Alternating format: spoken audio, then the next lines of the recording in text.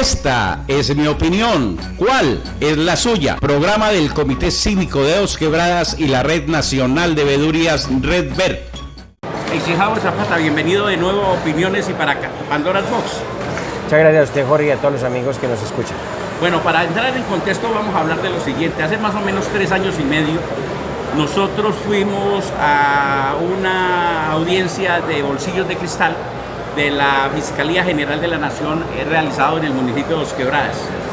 Un grupo de veedores le dio por hacer unas denuncias pertinentes y muy de frente, y entre ellas hicieron denuncias pesadas de lo que venía sucediendo en la región, y hoy 3 años y medio no vemos ninguna solución a las denuncias hechas en la época. ¿Qué es lo que está pasando realmente con la Fiscalía en Colombia? Bueno, lo primero es que la Fiscalía en Colombia sigue siendo un apéndice del gobierno de turno, sobre todo el Ejecutivo. Yo recuerdo hace 3 años que estuvimos en esa audiencia de Bolsillo de Cristal, más como presión lo hizo la Fiscalía a raíz de tanto arresto que hubo en el tema de la corrupta administración de Dos Quebradas de ese momento, que hasta este momento van 32, pero aspirábamos que se llegara al fondo de las investigaciones porque había gente mucho más involucrada. Todavía faltan temas de los mercados de desarrollo social, el tema de qué más pasó en agricultura, los fenómenos de la Carder con contrataciones y ONGs de Dos Quebradas, volteo de tierras. El volteo de las tierras, buena cantidad de cosas que se denunciaron en esa audiencia de Bolsillos de Cristal, pero que no dio resultados al final, porque lo primero es que llevamos más o menos en 3 años casi 6 directores territoriales de seccionales de fiscalía. Entonces, cuando eso opera de esa manera, y a eso agréguele que aquí las bandas criminales, la mafia, tiene inclusive agentes que trabajan para el Estado, pero que también le venden información a gente particular. Entonces uno encuentra fiscales cuyos familiares trabajan en la alcaldía de Pereira, Dos Quebradas, en la gobernación. Entonces muchos inclusive colaboran con algunos funcionarios para evitar, o por lo menos para que los mantengan informados de quién presenta una demanda, cómo avanza una investigación, si va a haber un arresto o no, y eso pues es lo que estamos acostumbrados. El gran problema de la Fiscalía es que también muchas veces cree que los que estamos por fuera, en ONGs de investigaciones, por ejemplo, todo el trabajo que ha hecho la veeduría, las veedurías de otros calibres, nosotros que hemos hecho, por ejemplo, todo el trabajo de la ONG, entonces cree la Fiscalía que nosotros tenemos que entregarles toda la información para ellos facilitarles las razones operativas. Usted recuerda muy bien que tuvimos 3 reuniones con fiscales delegados, incluidos traídos de Bogotá, para llegar a unas conclusiones y ayudar a investigar y hacer todo un mapa metodológico que nos pudiera ayudar a entender el grado de corrupción que se mueve en la ciudad, no solamente en Dos Quebradas, Pereira y el departamento. Desafortunadamente eso en nada quedó debido a los cambios que hay de las direcciones seccionales de fiscalías. En la actualidad tenemos un problema delicado. A raíz de la muerte de Lucas Villa nos dimos a la tarea de averiguar todo el contexto en el cual ocurre ese asesinato. Ustedes recuerdan que el movimiento de paro citó para el 28 de abril y todo el mundo creíamos que iba a ser una situación de paro normal, marchas un solo día y listo y se acababa. No, desafortunadamente hay que decirlo que no se previó la magnitud de la movilización de la gente al punto que la movilización superó las expectativas del paro y hoy vamos ya en 43 días de paro y eso degeneró en muchas cosas. Lo primero es que usted sabe muy bien que aunque los bloqueos de vías están prohibidos, pero es algo natural a una manifestación que pueda ocurrir, inclusive que los plantones, porque un plantón o una movilización siempre ocupa alguna vía y termina taponándola. Finalmente se taponó el viaducto, que sigue siendo la joya de la corona para cualquier movilización. Usted toma el viaducto y todo el occidente quedó bloqueado. De manera que en ese momento de tanto ajetreo, los muchachos que se quedaron en la primera línea, pues se quedan en el viaducto y para el 5 de mayo ya llevábamos 7 días de paro y es cuando viene el asesinato, casi hacia las 7:30, 8 de la noche, el asesinato de Lucas Villa y heridos 2 más. Luego viene otro posterior asesinato de un guarda que a la vez era enfermero y había ayudado a algunos manifestantes heridos y golpeados entre las manifestaciones del ESMAD, habían sido golpeados, sobre todo asesinados en lo que hoy se conoce como el Centro de Arte Moderno, o lo que le llama el teatro que está ubicado sobre la vía que va al terminal. Sí, Javier, estamos hablando del problema Lucas Villa. Cuando fue asesinado Lucas Villa, nos buscaron para hablarnos del problema de Lucas Villa, lo cual yo, como es un mundo que no conozco, porque el que conoce ese mundo del asunto de víctimas y toda cosa de usted, yo recomendé que hablaran era con usted. Pero aquí ha salido una cantidad de cosas mucho más graves de lo que habíamos creído. Ayer usted hizo unas denuncias en los medios de comunicación de realmente de lo que puede haber pasado con Lucas Villa. ¿Qué es lo que realmente está pasando? Bueno, a raíz del taponamiento es indiscutible que se confina la ciudad. En otras palabras, la ciudad no tiene por dónde circular alimentos y todo lo demás, lo que conocemos legalmente, pero también se bloquea la entrada de microtráfico en pequeñas dosis. Estamos hablando de el negocio ilícito de narcotráfico que se mueve en toda la ciudad. Entre Pereira y Dos Quebradas tenemos más de 70 expendios de droga. Entonces, taponar el viaducto significa entonces que el negocio se estaba cayendo. Entonces ahí es cuando viene el gran problema, en el sentido de que las bandas delincuenciales, en este caso la Cordillera, que es el que más se ve afectado por el fenómeno, entonces se alía con algunos criminales. Es decir, todo estaba tan preparado porque, mire, ese día apagan las luces del viaducto cuando son unos reflectores tremendamente potentes, cuya responsabilidad es del alumbrado público de Dos Quebradas, pero también de Invías. La cámara, que hay un domo que tiene una... En esa zona hay, entre cámaras de empresas más las otras cámaras, hay casi 6 cámaras. Y ese día, por arte de magia, ninguna funcionó. Fuera de eso, si no circulaba nada, entró una camioneta de plata ZRK 453, entra casi que en contravía entre la vía que va del Puente Mosquera hacia la zona donde está una pequeña plazoleta y mirador donde está el viaducto. Allí se paran, de allí bajan 2 hombres que entregan las armas a otros 2 que están en una moto, y al rato es cuando se escuchan las detonaciones, donde hieren a Lucas Villa gravemente, pero también a los otros 2 muchachos que no eran objetivo, pero que Lucas era el objetivo principal. Nos dimos a la tarea de realmente construir ese contexto para mirar la escena como tal. Lo primero es que hubo tanto tiempo y tanta confusión que las vainillas las recogieron. 8 disparos de una pistola. La pistola tiene un mecanismo por el cual bota la vainilla, y es donde queda el percutor para saber si un arma es oficial o es ilegal o es de alguien, y con eso se le hace seguimiento bajo un tratamiento de balística. En ese orden de ideas, entonces, nos dimos a la tarea también de averiguar la camioneta a quién pertenecía, y encontramos en este proceso de investigación la policía ofrece 80 millones, 20 la alcaldía de Pereira, para averiguar quiénes habían asesinado a Lucas Villa, ya con 7 días. Primero, a Lucas Villa, lo que encontramos acá es que hay un agente de la policía que tiene toda la información y es la única fuente humana que sabe todo lo que ocurrió con Lucas Villa. Nos cuenta, por ejemplo, el perfilamiento desde cuándo vino.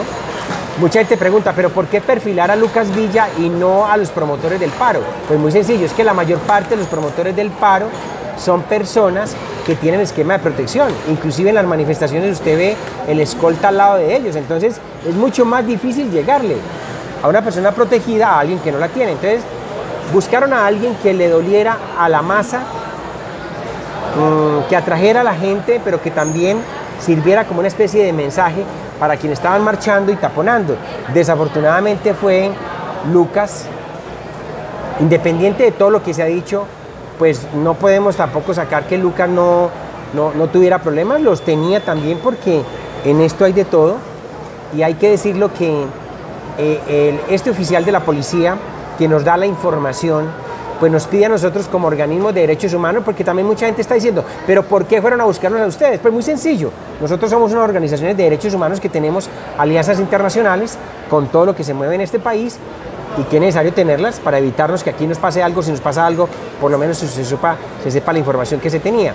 Y Él confía más en las ONGs de derechos humanos para intentar que se le diera un asilo político o un refugio y él contar la verdad y además también que le paguen la recompensa de los 100 millones de pesos, no importa que fuera un oficial de policía.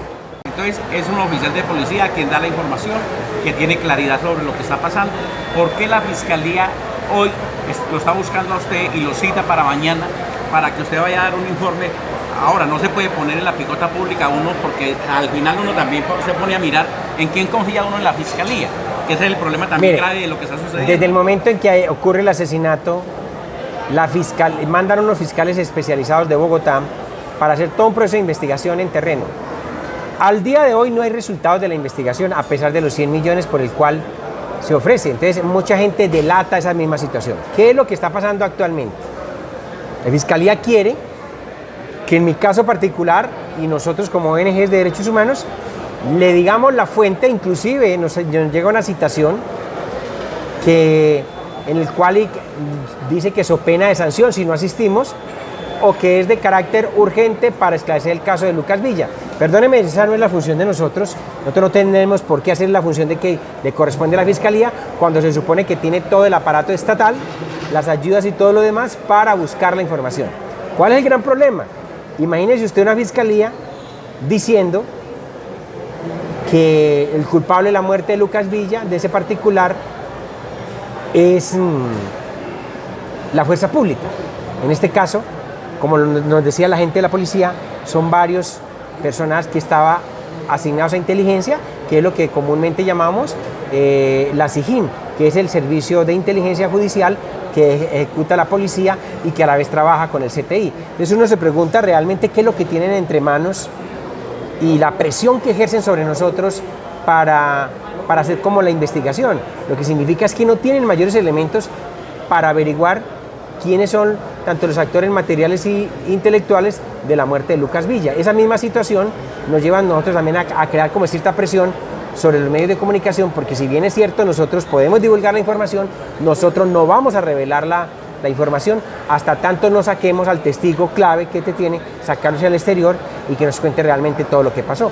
Y eso incluye amenazas, pero aquí lo que más preocupante es que ni siquiera nos han amenazado los miembros de Cordillera y todos los demás para venir la Fiscalía a presionarnos a nosotros con una citación a sus despachos judiciales tratando de conseguir una información que en primer lugar no vamos a ir a esa citación y tampoco les vamos a dar la información.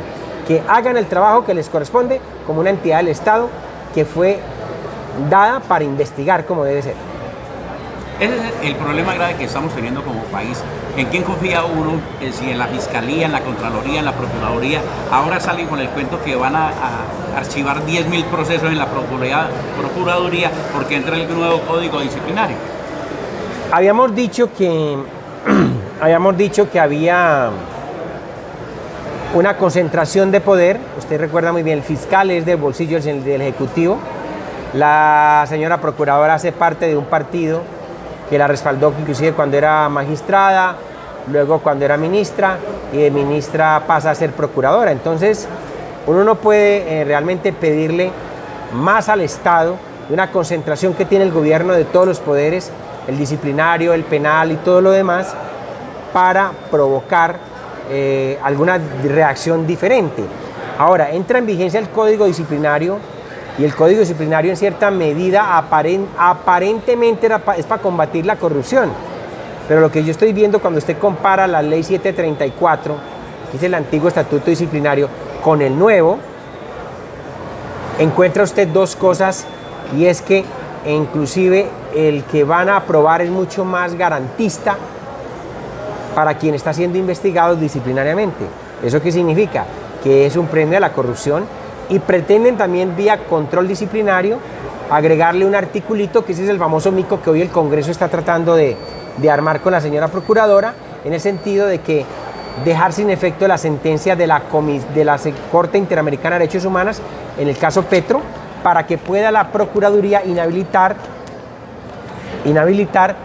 o probar la incompatibilidad o disciplinar a aquellos alcaldes y gobernadores o aquellos funcionarios que se puedan elegir por voto popular en razón a que la Corte prohibió ese tipo de sanciones para personajes elegidos por voto popular.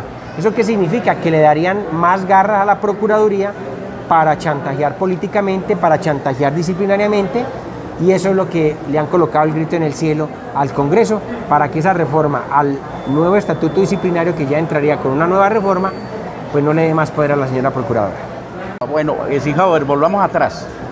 Cuando nosotros estuvimos reunidos con la fiscal delegada que hablaba de las denuncias que habíamos hecho, 17 denuncias, de las cuales apenas han funcionado 2. Falta mucha gente todavía para pagar consecuencias de las anomalías de cómo se roban la administración pública en Colombia. Hoy vemos en los pasillos y en toda parte de la administración pública los que son culpables de eso, y hoy todavía siguen trabajando después de haber cambiado administración, siguen trabajando en la administración pública, muchos de los que han hecho parte de eso. ¿Qué viene sucediendo con esto? Al final los verdaderos responsables de eso no firman nada, sino que ponen a la gente a firmar para poderlos sostener en el cargo, y si no, se tienen que ir. Ese es el problema que tenemos también con algunos muchachos que hoy están presos, que lo único que hicieron fue firmar y hacer los mandados que el político les exigía. ¿Eso cómo se puede manejar en Colombia? Pues mire, hay que decirle que los grandes cacaos de la corrupción se blindan de tal manera que paguen otros por ellos. Desafortunadamente hay más de un funcionario que las ganas de dinero y fácil pues se involucran en actos de corrupción a través de la contratación, el mal manejo del presupuesto, puestos y contratos. Eso nos lleva a un panorama, primero una situación bastante complicada, sobre todo desde el órgano investigador, como el tema de la Fiscalía. Porque la Fiscalía cree que a toda hora su función es de carácter penal, pero no tienen realmente analistas que sean expertos en Hacienda, en economía, en derecho administrativo o en otro tipo de derechos, de tal manera que puedan rápidamente sustentar mediante una ruta metodológica todo un procedimiento que lleguen a los culpables, y sobre todo mirar el andamiaje que se mueve en esto. Mire, mucha gente aspirábamos que después de la parapolítica o de la política o todo lo demás cayeran alcaldes, concejales que se financiaron de dinero de narcotráfico, de los grandes capos de la mafia, pero también de personas que sabíamos que se mueven en el territorio con negocios ilícitos, negocios como el gota a gota, la droga, la usura, el tema de la tierra, lo que llaman los tierreros, o el mal manejo de aquí del plan de ordenamiento territorial. Mira, hoy yo no conozco a ningún jefe de planeación arrestado por el tema de haber llenado el POT a punta de doctrinas, documentos de 1 o 2 páginas en el cual solo se favorecía un interés particular de alguien que necesitaba crear una industria inmobiliaria, construir, y hoy lo que tenemos es un desorden completo urbanístico, de tal manera que ni siquiera se le cobró plusvalía, pero quienes fueron culpables de eso no están hoy pagando cárcel por eso. Entonces esas 17 denuncias y más, porque hubo más gente en esa audiencia, nos sentimos como burlados. Es más, hemos pedido a la directora seccional de Fiscalías que vuelva y reabra el capítulo de Bolsillos de Cristal, de tal manera que podamos revisar en qué estado se encuentran esas investigaciones. Porque lo contrario de nada sirve, por ejemplo, ese programa RITA, que es un programa creado para las denuncias y trámites de toda la ruta anticorrupción. El programa Bolsillos de Cristal de la Fiscalía, la Procuraduría y todo lo demás, inclusive los de la Contraloría, cuando para nada sirven organismos de control, todos metidos dentro de una misma bolsa, dependientes del gobierno central, y no se investiga absolutamente a nadie. Y acá ocurre otro fenómeno.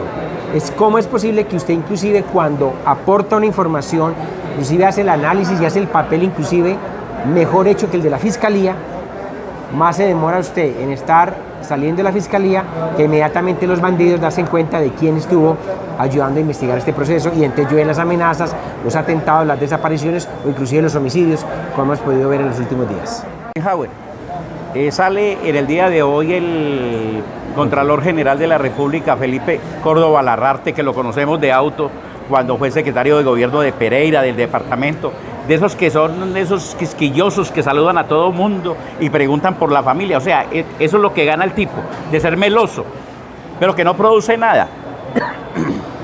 sale con el cuento de las 65 elefantes blancos en Santander. Y también aparece con el cuento del edificio que iban a comprar en Pereira, que dice que entonces si hay algo malo, entonces no compran, cuando él es el esposo de la hija de Omar Yepes, que era la administrativa, cuando la fiscalía, se construyó la fiscalía en Dos Quebradas, que la construyeron en un sitio que no se podía, y también la fiscalía en Pereira. Ahora comprarle un edificio que fue un remate a comprarlo a mejor precio. Es que es un negocio muy bueno con lo público. ¿Qué podemos hacer respecto a eso?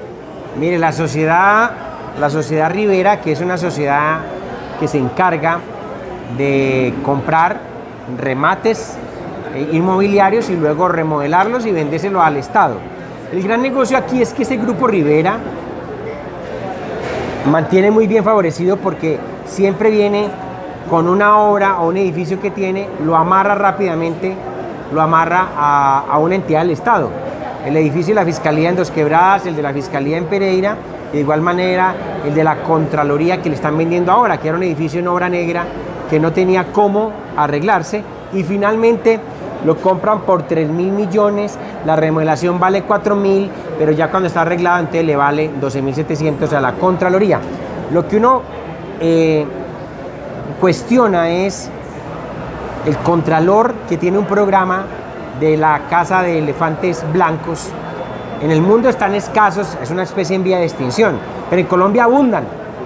Además, nosotros podríamos surtir a todos los demás mundos, a todo el demás mundo, como dice el cuento, de elefantes blancos. El señor, con una parafernalia muy buena, muy fuerte, viaja en los aviones privados de la policía o los aviones ejecutivos y llega a las zonas a darse ínfulas de que van a recuperar el elefante blanco cuando la Contraloría no invierte. Fuera de eso, la Contraloría tendría que investigar dónde están los juicios fiscales, la responsabilidad fiscal, dónde está la investigación penal, cuántos hay pagando por los elefantes blancos, cuántas son las sanciones administrativas, cuántas las sanciones disciplinarias contra todos aquellos que se roban la plata. Y lo que usted decía, ¿cómo se van a pisar entre ellos mismos la manguera cuando su compañera era la directora administrativa en la Fiscalía y viceversa? Se pagaban favores entre Contraloría y Fiscalía. A eso agréguele que la Contraloría tiene que funcionar por A o por B. Tenga un edificio chiquito o grande, tiene que funcionar. De manera que aquí estamos, esa concentración de poder y sobre todo los organismos de control es lo que no le da garantías a la ciudadanía y sobre todo a una ciudadanía que quiere que se vea la transparencia con la cual llega este gobierno y en este periodo. Lo que no hemos visto es exactamente eso. Aquí tenemos un gran problema. Usted mira que hoy es 10 de junio del año 2021. Hoy se están cumpliendo 10 años de la ley de víctimas. ¿Y qué salió a decir el señor Contralor? Que se han perdido 256.000 millones de pesos en falsas víctimas, en responsabilidad de la unidad de víctimas, en la unidad de tierras, entregándole ayudas humanitarias, indemnizaciones a gente que ya está muerta y fuera de eso a un pequeño número que varía, pues varía el nombre, pero a veces se lo han entregado. Entonces uno pregunta, ¿tuvo que esperar 10 años ese elefante para caminar hacia la Contraloría y mostrarle que había corrupción al interior de la unidad de víctimas, al interior de la unidad de tierras y todo el estamento que se creó para el tema de las víctimas del conflicto armado? Es tanto así, Jorge, y usted lo recuerda, un fenómeno pagado con el rubro de víctimas fue el que metió a uno de los secretarios de gobierno de Dos Quebradas a la cárcel y a varios contratistas y varios concejales.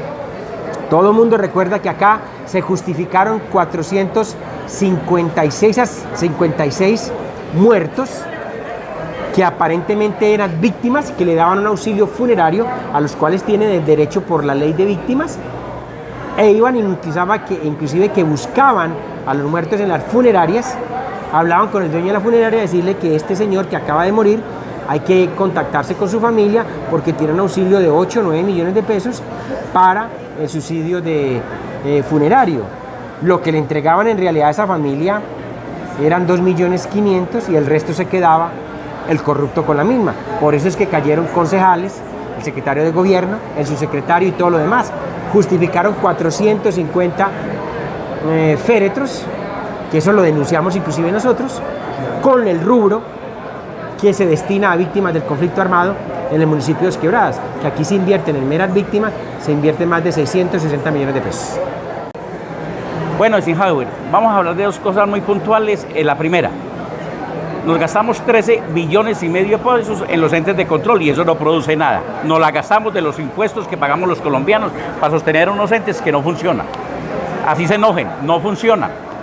Y la segunda, hoy la marcha, el paro, que vemos que los que están liderando eso, en vez de concentrar en 6 o 7 puntos reales sobre la política pública, necesitamos solucionar el problema de salud, educación, vivienda, infraestructura, servicios públicos, medio ambiente, seguridad, transversalizados en la economía, pero se van a pedir una cantidad de cosas que no tienen fundamento, pero lo primero que hay que hacer con el presidente de la República es hacer sobre la mesa. Pónganos encima de la mesa con qué plata contamos para saber qué construimos entre todos. ¿Para dónde va el paro? Hoy se espera un pronunciamiento, Jorge, del Comité Nacional de Paro, en el sentido de parar las manifestaciones, las marchas y todos los plantones y todo lo demás, y rediseñar una nueva estrategia para el paro, porque lo habíamos dicho en un programa anterior, empezó el proceso de desgaste entre los marchantes, entre esa masa amorfa que ya son unos de paro, otros son maestros, otros son los muchachos de primera línea y todo lo demás. Entonces ese desgaste primero lleva muchos muertos, mucha propiedad pública destruida, mucha propiedad privada también destruida. Entonces en ese desgaste el gobierno echándole aguante, teniendo un convenio para firmar que son de 19 puntos y es fácil de inclusive de sacarlo adelante. Eso tiene un impacto fiscal que equivale casi a 30 a 40 billones de pesos, que es superior a lo que estaban intentando recaudar con la famosa reforma tributaria. La llegada de la Comisión Interamericana de Derechos Humanos, todo el mundo le colocó como esa parafernalia a todo eso y se volvió un show en cual de los dos quería hacer más cosas para demostrarle que el Estado funciona, que no somos un Estado fallido, que en derechos humanos tenemos el mayor estándar de respeto, y usted encuentra varias cosas. Uno, un comité de paro desgastado. Los muchachos no creen en el comité de paro. Entonces uno diría, si se acaba el paro y las marchas, yo pregunto, ¿los muchachos van a parar o van a seguir protestando y taponando? Porque entonces ahí veríamos una división tremenda que favorece el actuar del Estado y de los grupos al margen de la ley paraestatales que le ayudan que es que al Estado, o sea, la famosa gente de bien. Eso es una cosa grave porque podemos terminar en un conflicto casi como una manifestación de células urbanas, como si estuviéramos en una especie de guerrillas, pero urbanas, en ciudades deterioradas. Se ha dicho que acá en los taponamientos, mire, desde ayer a hoy, tanto en Pereira, Cali, Neiva, en muchas ciudades hay enfrentamientos a bala, población civil de por medio, policías más heridos, muertos, hasta una fiscal también la mataron. Definitivamente es hora como de reflexionar. Y eso no significa que porque se acabe el paro, entonces gana el gobierno. No gana el gobierno, al contrario, pierde. Pierden también el comité de paro. Pierde la clase política porque fue incapaz de asumir esas reivindicaciones sociales o eso que el Estado le viene pidiendo a quienes nos representan en la sociedad, a los quienes representan en el Parlamento y en todos los entes del gobierno, quisieran las reivindicaciones para evitarnos el estallido social. Lo que va a haber es un compás de espera, pero esto volverá a estallar en 1 o en 2 meses. Por ahora tenemos un poco de pan y circo. La selección Colombia ganó, va a empezar la Copa América, nos vamos a relajar un poquito, hay que tratar de bajar los niveles del COVID-19 porque eso también se convirtió como en un argumento para bajar la guardia en el paro, pero es indiscutible que todavía eso sigue reprimido allí y tarde o temprano será mucho más fuerte la reclamación, con un problema delicado de la deslegitimación de todas las partes en este proceso de paro que llevamos ya 43 días. Muy bien, Eisenhower, será hasta la próxima ocasión que nos veamos para seguir hablando de estos conflictos de país, pero tenemos que concentrarnos también mucho en lo que tenemos que hacer como país para defender los intereses de una sociedad ávida de soluciones, pero que tampoco se compromete. No, a usted, Jorge, a Pandora's Box y a los amigos de la veeduría del Eje Cafetero. El paisaje cultural cafetero se viste de fiesta en junio. 40ª Feria Turística de Anato 2021. País invitado, Argentina. Destino nacional invitado Cundinamarca y Bogotá. Junio será el mes de Anato 2021. Próximo 16, 17 y 18 de junio en Corferias. Invitan Colombia Online, Granja San Isidro, EasyFly, Gobernación de Risaralda, Rutas del Risaralda. JG Producciones, líder en los grandes eventos nacionales. Esta es mi opinión. ¿Cuál es la suya? Programa del Comité Cívico de Dos Quebradas y la Red Nacional de Veedurías Red Ver.